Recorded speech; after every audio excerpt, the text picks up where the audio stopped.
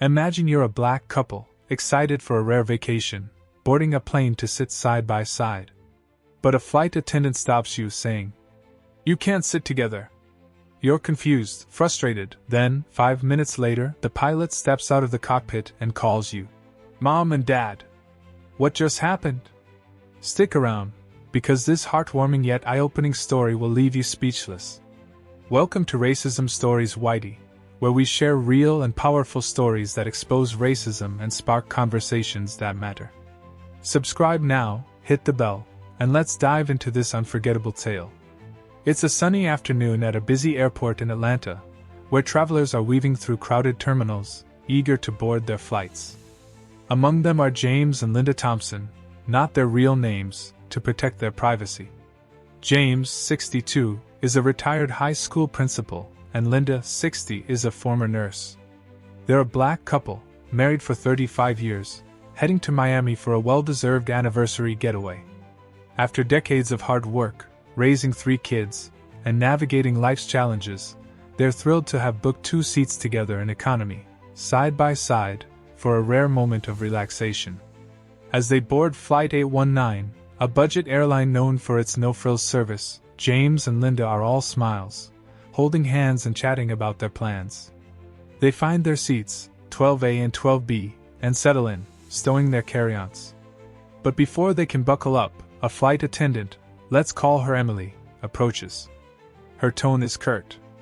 "Excuse me," she says. "You can't sit together. We need to reassign one of you." James, puzzled, asks why. Emily claims it's due to weight distribution on the plane, but her explanation is vague, and her eyes avoid theirs.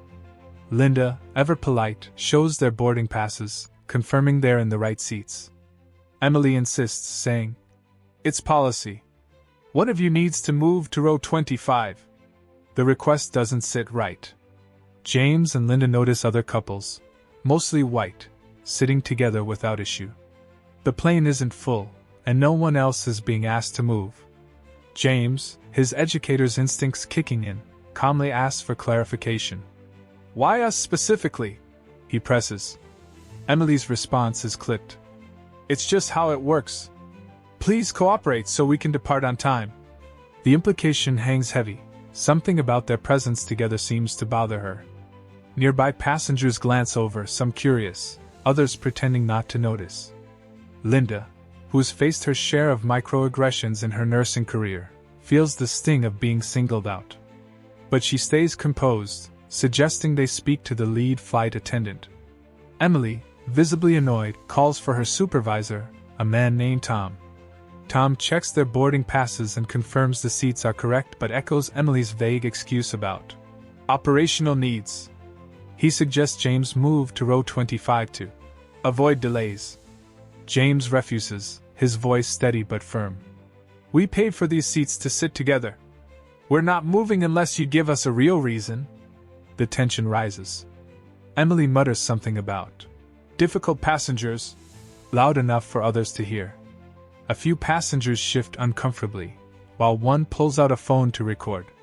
James and Linda, holding their ground, feel the weight of being scrutinized, not just by the crew, but by the cabin. They've been here before, in different ways, the subtle looks, the assumptions, the sense of not belonging. A 2023 Pew Research Center study notes that 65% of Black Americans report being treated unfairly in public spaces due to their race. For James and Linda, this moment feels like another entry in that statistic. Then, something extraordinary happens. The cockpit door opens, and the pilot steps out. He's a tall man in his late 30s, his captain's hat slightly askew, a warm smile on his face. The cabin falls silent as he walks straight to James and Linda. "Mom? Dad?" he says, his voice carrying a mix of surprise and affection. The passengers gasp. Emily and Tom freeze. The pilot, Captain Michael Thompson, is their son. Michael, who's been flying for the airline for a decade, wasn't expecting to see his parents on this flight. He'd been in the cockpit, prepping for takeoff, when a crew member mentioned a situation in the cabin. Curious, he checked the passenger manifest and saw their names. Now, standing before them, he asks, "What's going on?" James explains calmly, recounting Emily's insistence that they separate. Linda adds, "It feels like we're being targeted for no reason." Michael's smile fades. He turns to Emily and Tom, his tone professional but firm. "These are my parents. They're staying in their seats. Is there a problem?" Emily stammers, claiming it was a misunderstanding. Tom backtracks, saying it was a routine reassignment. Michael isn't having it. He knows the airline's policies inside out. There's no rule requiring passengers to separate for weight distribution, unless the plane is at capacity, which it isn't. He also knows his parents' history of facing bias, from being followed in stores to being questioned at parent-teacher conferences. This isn't just a mix-up, it's a pattern. Michael makes a call from his radio, speaking briefly with ground control. Within minutes, a senior airline official boards the plane. After a quick discussion, Michael announces that the flight will proceed, but Emily and Tom are reassigned to a later flight for policy review. The official apologizes to James and Linda, ensuring they remain in their seats. The cabin erupts in murmurs, some passengers clapping, others whispering in surprise. The recording passenger uploads the video, and by the next day, it's viral, racking up millions of views. Let's break this down. Why did Emily single out James and Linda? Her vague excuse about weight distribution doesn't hold up. The real issue seems rooted in bias, conscious or not. James and Linda, an older black couple, didn't fit Emily's image of who belongs sitting together in economy. This assumption aligns with broader patterns. A 2024 Equal Justice Initiative report found that black travelers are disproportionately subjected to scrutiny in transportation settings, often under flimsy pretexts. Emily's actions reflect what scholar Robin DiAngelo calls white fragility, a defensive response when confronted with racial bias, often disguised as policy or procedure. Michael's intervention was a game-changer. As the pilot, he had authority, but his personal connection to James and Linda added emotional weight. His decision to step out wasn't just about family, it was about justice. He recognized the injustice his parents faced and used his position to correct it. This moment flips the script on power dynamics, showing what happens when someone with influence challenges bias head-on. The aftermath is powerful. The viral video, captioned, "Pilot calls out racism on his own flight," sparks a national conversation. Hashtags like #ThompsonFamily and #NoMoreBias trend for weeks. James and Linda, initially reluctant to be in the spotlight, share a statement through Michael, emphasizing the need for respect in all spaces. "We just wanted to sit together," they write. "No one should have to fight for that." The airline responds with a public apology and a commitment to mandatory anti-bias training, prompted by the incident's exposure. This story resonates because it's both personal and universal.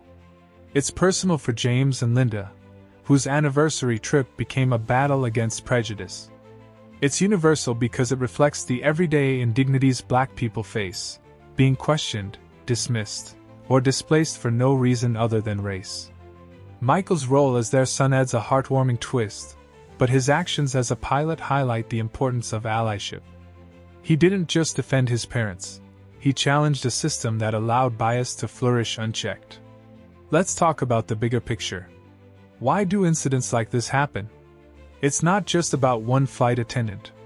It's about a culture where assumptions about race shape interactions. A 2022 study in the Journal of Social Issues found that black travelers are 30% more likely to face differential treatment in airports than white travelers. These moments add up, creating what researchers call racial battle fatigue, the cumulative stress of navigating bias.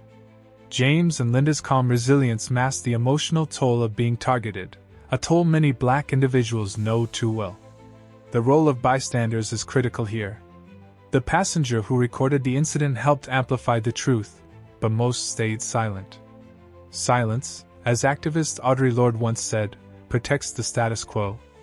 Imagine if more passengers had spoken up, questioning Emily's reasoning or supporting James and Linda. Allyship doesn't require a pilot's uniform. It requires courage to challenge unfair treatment in the moment. The airline's response, while necessary, raises questions. Reassigning Emily and Tom was a start, but it's not enough. Systemic change, like comprehensive training and clear consequences for bias, is essential.